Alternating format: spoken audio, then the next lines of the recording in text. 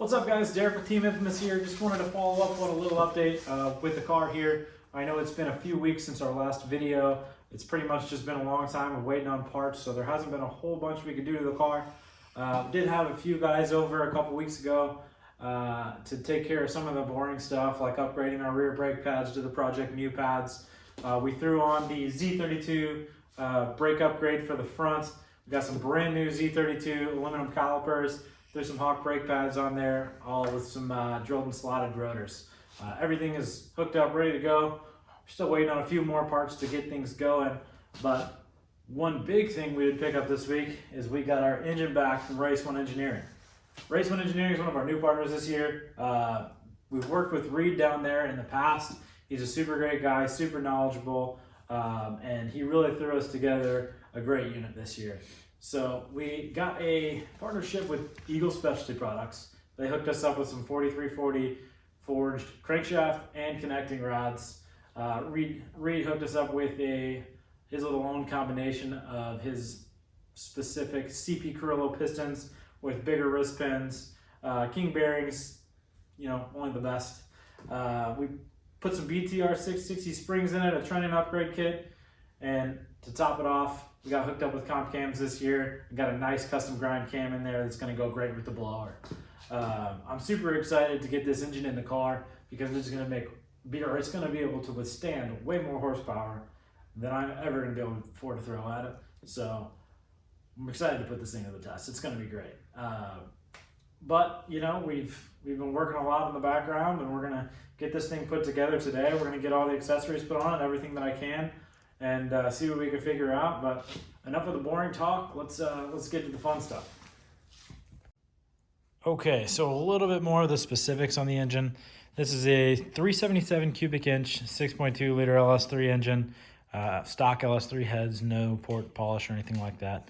It's going to be blown, so we figured, probably $1,200 for a port probably wouldn't give us enough bang for the buck. So we just decided to just leave them stock for now, which they flow very well from the factory, better than some of the top cathedral port heads, so I'm not super worried about it. You got a Melling oil pump up front, brand new, new timing chain and guides and everything. You can see the nice springs that are all in there now. Everything is well adjusted. We've got to get timing covers put on, which I just realized that I do not have gaskets for, so it's going to be a few days because I have to order those from a warehouse from work to get the front gaskets. The back ones I've got coming today. But other than that, we're going to get that stuff put together. I got all of my accessories for the supercharger in a box over here. We're going to get those puppies on there, get the water pump on. We got us a nice ATI super damper to put on this thing, and then get the supercharger put on top.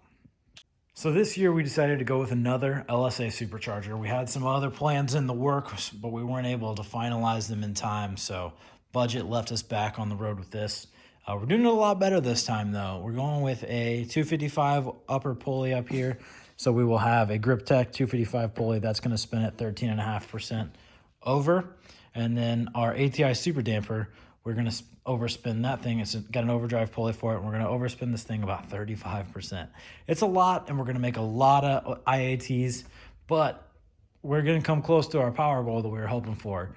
We're going to run E85 to keep some of the temps down, and hopefully we're going to run maybe a meth injection or some nitrous to kind of cool the temps down. Pro Meth makes a kit that has like 4 nozzles, one for every corner, that injects it right into the lid, into the, post boost, which that people say is better for it. We're going to get a reinforced brick, which we did not do last year. And we're going to run 8 full ribs instead of a 6 rib belt like I had on my 5.7 kit last year. So everything is going to be a lot more legit and factory than it was last year. And hopefully we'll get a lot better results out of it than we did. We're definitely going to make more horsepower. That is for sure. Okay, so it's a couple days later. I realized that I didn't have some of the gaskets that I needed to get the job done. So I got a couple gaskets from work. We finally got everything here. I bought a new Valley pan for it because I realized that my old one that I had still had the DOD oil injectors or whatever you want to call them. And now I've got the regular LS3 ones here, and I'm going to be putting that on top. I got new timing cover gaskets and new valley cover gasket, of course. Trying to think of what else I've got. But I'm just gonna throw it all together. I'll put a little time lapse together for you so you don't have to watch the long, boring, drawn out assembly. And hopefully we'll get this thing fully dressed tonight. Okay, so we've got everything unboxed. We bought a kit from Chevrolet, from the dealership. It's a full AC Delco front accessory drive setup for the LSA engines. We've got everything unboxed, and it is a confusing mess. There's a very confusing instructions manual with just pictures. We've got a bunch of different bags of bolts. None of the part numbers in the instructions match up with the part numbers on the bags, if anything. So we're gonna do our best at getting this together as fast as possible, but like I said, it's kind of a mess and it's gonna be a good time. But yeah, we're gonna get as far as we can and go from there.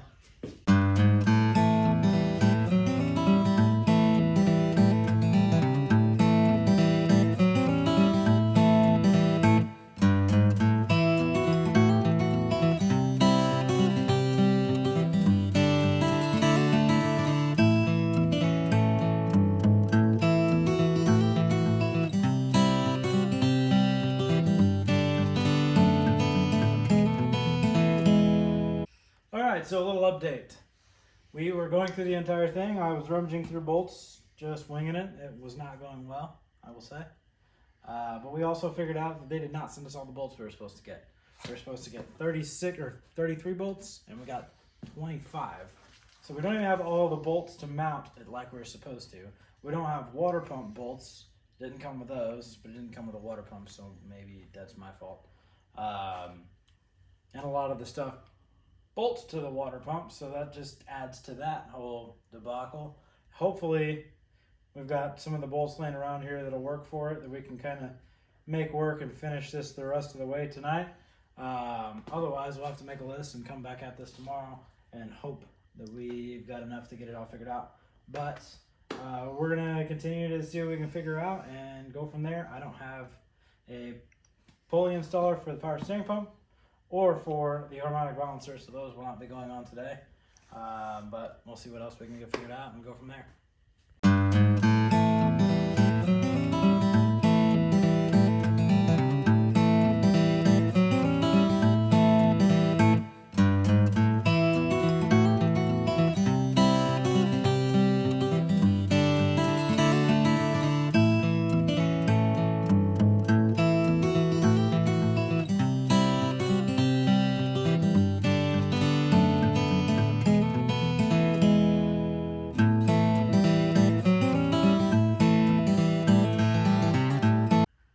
Okay, we have our quote-unquote finished product.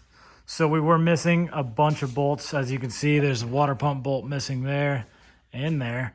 There's bolts missing going right there and into the side for some of the brackets for the supercharger tensioner.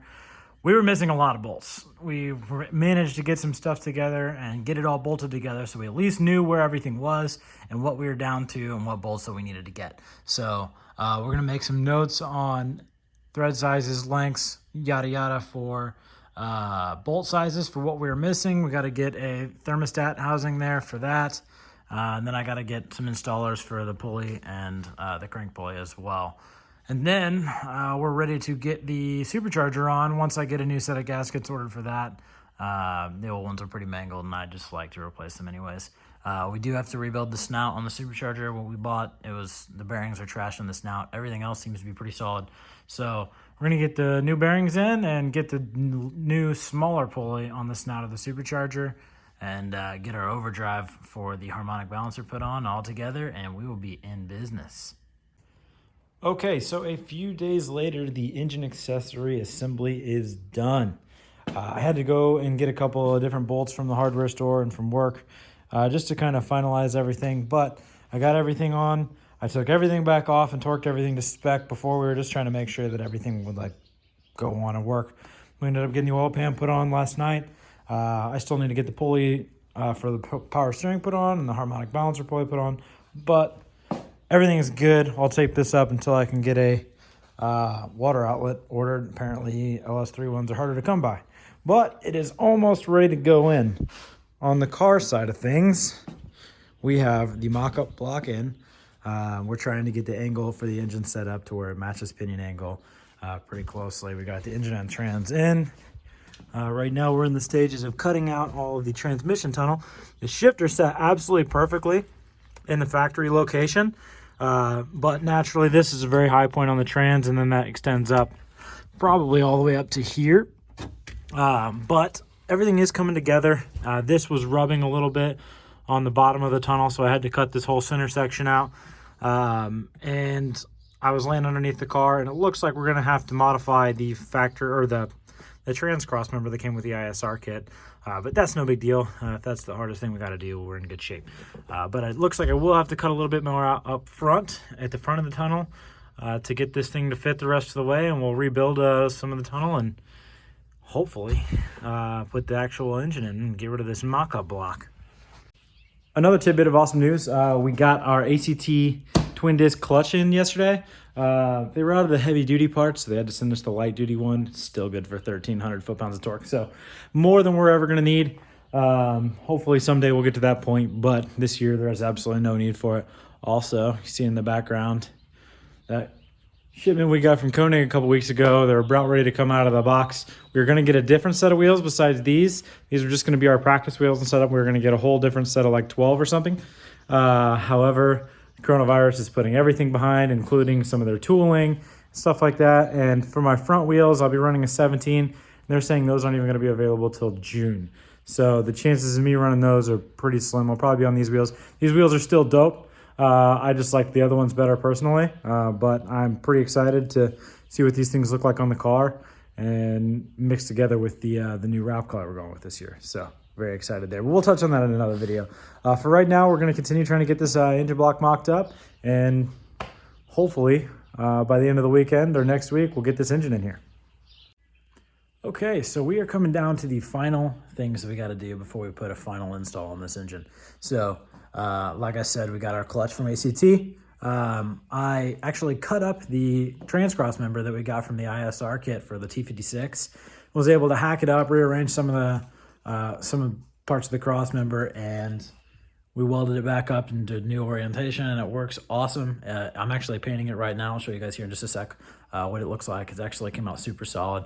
I cut it up, got everything mocked up into place, tacked it into place, and my friend Corey took it home and tigged it because my welder is missing a gas line and a regulator and stuff, whatever. So he was able to come through and help me with that. I was super thankful for that. But now that the bracket is made and everything, I'm going to pull the engine back out. It's just a mock-up block still. I'm going to get a new clutch line and stuff tomorrow. It has a weird slave cylinder in it, specifically for the ACT twin disc for the GSR. So I'm going to get some clutch lines, and then we'll put the clutch on the new engine, and we will bolt everything together, and we'll be ready for a final install, which is incredibly exciting. We still have to order a drive shaft and stuff like that to finalize that. I don't have axles still. I ended up selling my axles to upgrade to 1,000 horsepower ones. And I haven't bought anything yet because I'm unsure what I'm going to do for diff still, even though we're probably going to end up back with a stock diff, which sucks, but it is what it is there. But we're going to yank this engine out of here. In the meantime, I'll show you what this bracket looks like so you guys can see that, and we'll get this engine pulled out. This bracket came factory with some wrinkle paint. I've never used it before, but it looks really good whenever it's done right. It's a little cold out today. It's like 50 degrees, so it may not lay right. And it said to use really thick coats, and it's kind of running, so I don't know what I'm doing. I'm not a painter. But like I said, we kind of just hacked up right here where all the bends were, and just kind of hacked it and rearranged everything to the best we could, laid it all together.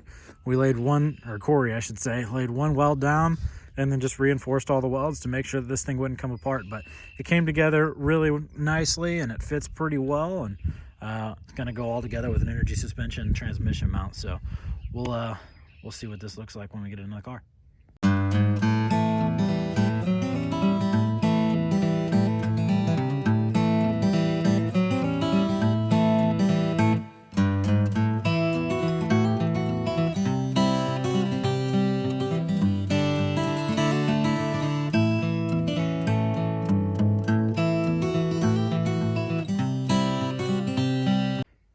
And just like that, the engine and trans is out. So what I was getting at with the slave cylinder is it's a little bit different. I would imagine this is fluid in, and this is bleed, so we'll have to get a couple of hoses, one to go back up to the master cylinder, and then one just to kind of run out the side to where I can run it out to wherever is convenient so I can bleed it. Maybe just like a foot long hose to where it's not super far out, but some people run them all the way up to the engine bay. We'll see. I'll probably get a 90 here for the top, and then whatever I can get for the side. Hell, I may even order one of those ISR 5-speed conversion hoses that they sell. That might actually be the ticket and the smartest thing to do. So, we'll just see how it goes and see what we can get done next. Okay, so I finally gathered the rest of the stuff, I think, today. I'm about to put my clutch on. I got some flywheel bolts from the Chevrolet dealership up the road. I went to Wagon Wheel Performance and got me some clutch lines and some bleeder lines. Actually turned out perfect. He had just what I needed in stock. And just put a banjo fitting on one side so I could go into the master cylinder. He actually ordered me a replacement master cylinder like 3 years ago or something that he still had laying in stock. So he hooked me up with a super sweet deal on that. So I didn't have to buy anything at a brand new price. And he was like, well, it's just sitting on the shelf. So rather just get it out of here at a cheaper rate. So that was super cool of him for that. I got a harmonic balancer bolt, so when I go to put that on, which is no rush, we'll be in good shape. But other than that, the engine's ready to go in. I'm gonna have some of the crew over on Sunday. We're gonna have a big engine install party, and I'm just gonna try to get everything as close to ready to go in as possible by myself. If I can get the transmission mounted up onto the engine, that's what I'm gonna do.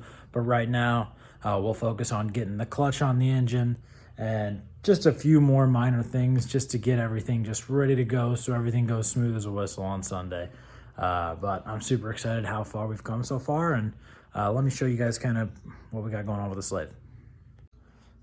So in this bell housing with the new SFI stuff, in the dog box, we've got a different kind of slave than I'm used to. It's not your standard T56 slave. This was a slave that Rick at Race Tech Services pretty much has lined up for all the dog box users. It's got a bleed line up top, which we were able to get like an 18-inch line. It just runs a standard bleeder at the bottom, and then a long hose with a banjo fitting to go up to the master cylinder. So it's going to be pretty straightforward. I got the perfect length lines and everything like that. So hopefully we don't have any issues whatsoever. We'll get that put back on the trans and get the trans put on the engine. And maybe we can clean up some of this mess from all the install crap that I've had going on for the last week. I know I kind of showed you guys these in the last video a little bit, but just look how stout these ISR engine mounts are. I've got a nice polyurethane bushing in them. Welds are clean, super thick, 1/4-inch plate, and then even the engine brackets are pretty good too. They're, I don't know, 3/16 steel. So I mean, these things are stout, and I am excited to get these things on here. So we'll get some thread locker put on these bolts and get this thing mounted on. All right, they are all put on. I'll also add that the fitment on these things is perfect. No fighting with any bolts not lining up or anything like that. Everything's easily accessible, and even when they go in the car, everything lines right up, and they've got another hole here for S13 setups, and then of course S14 setups. So this thing is super universal and still hits the nail right on the head. So super happy with these, man. Can't wait to get it in the car. Another thing, I don't know if you guys have even seen this yet, but it's a relatively new product from Permatex. They've got a orange thread locker now. It's high strength removable. So it's supposed to be between the red and, well, I should say, it holds like red and comes off with hand tools like blue does. They're not one of my sponsors or anything. This stuff just works. You guys got to try some. Almost all the parts stores are carrying them now. And this stuff is awesome. Super good for vibrating parts in your race car and stuff, like axle bolts.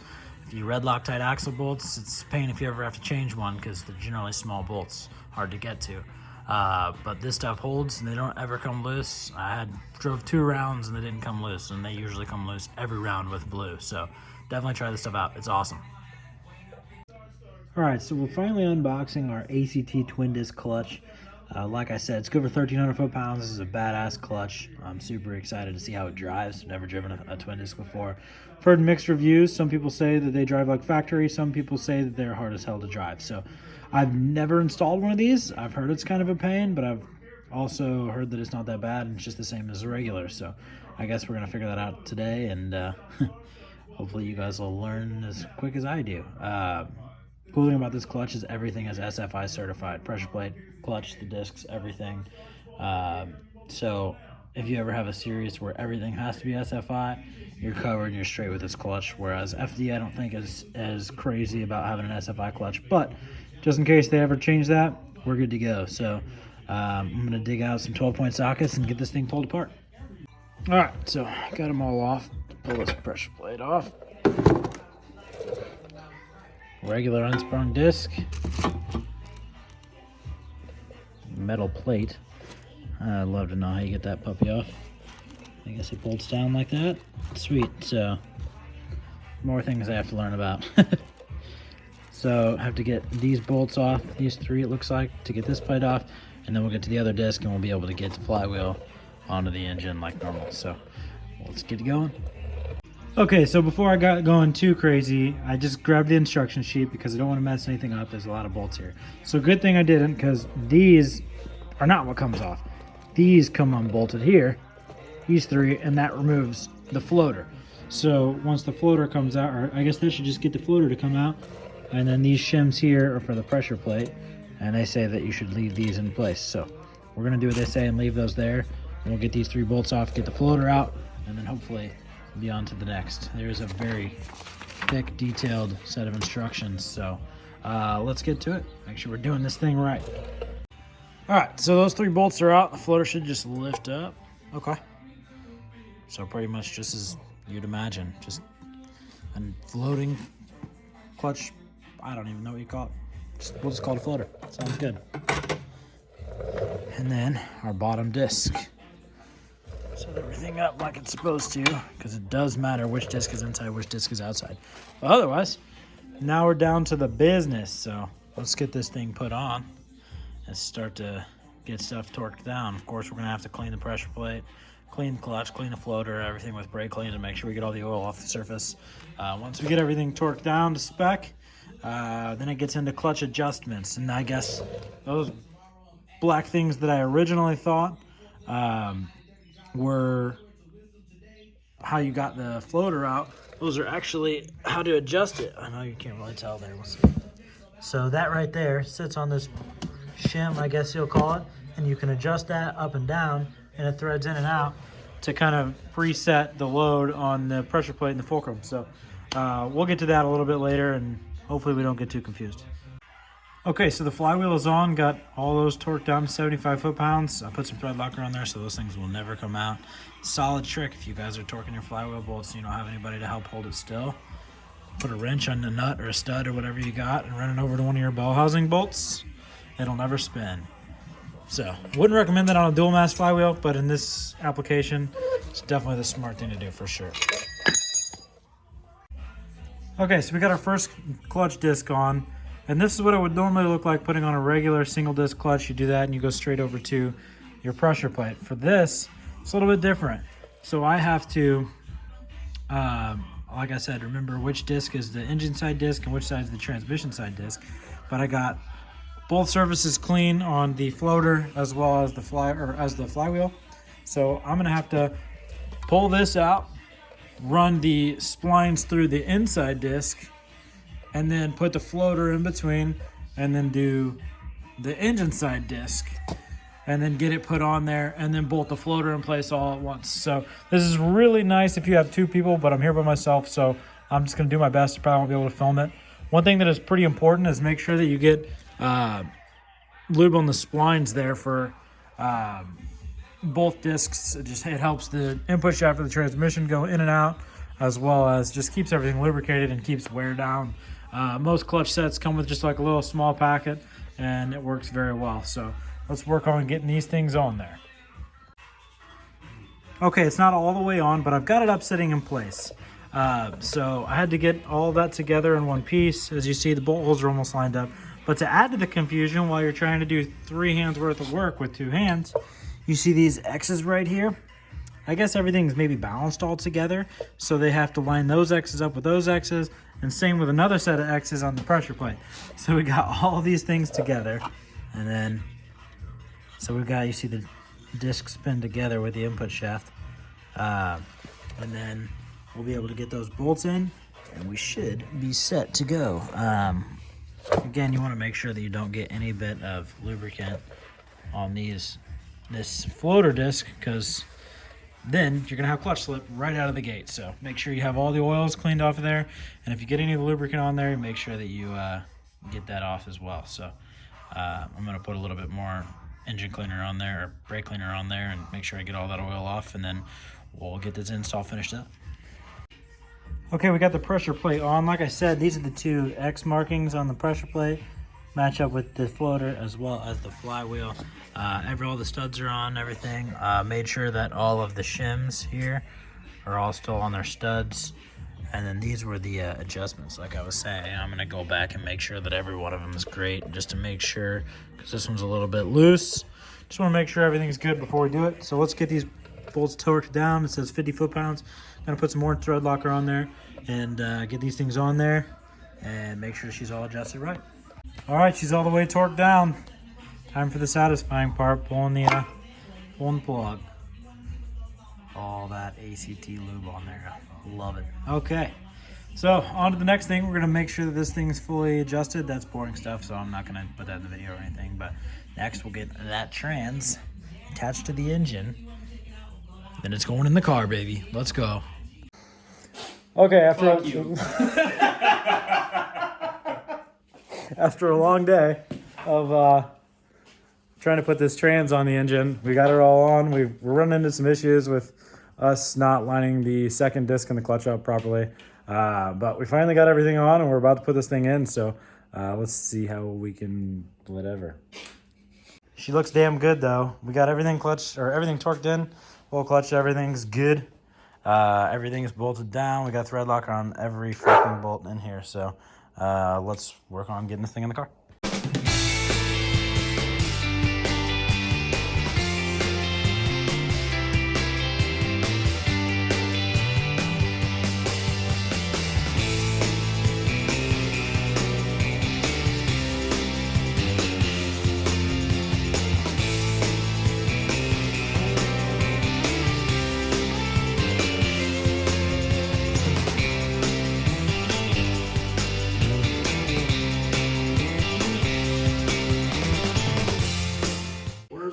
Bolt. It's not. So we got the engine in. Michael's under the car getting the transmission bolted up at the moment. The bolts are just sitting in place for the engine right now. We got to rotate it to the left a little bit, make sure we get it fully level. The headers seem to line up really well, so that's good. We got to get some bolts for those still, but once we get those, we'll be set. I got to get a starter still and get that put in, but that should be a pretty simple install. Other than that, it's just buttoning things up and get the supercharger on top and hopefully start doing the final assembly. All right, so that's it. Engine's in. Everything looks good. So we're going to end the video right there. I don't want to drag this video on forever. So next video, we'll hopefully start getting some more of the buttoning up done. Supercharger go on. Hopefully we've got to rebuild this now, and I got the bearings for those. And just waiting on a few other gaskets and a few more parts. But hopefully we'll get stuff together for that. And in the next video, we'll get that stuff going. Hopefully we'll get that out to you pretty soon. So thanks for watching, guys. If you're still here, I appreciate it. And we'll look forward to talking to you guys soon. See you.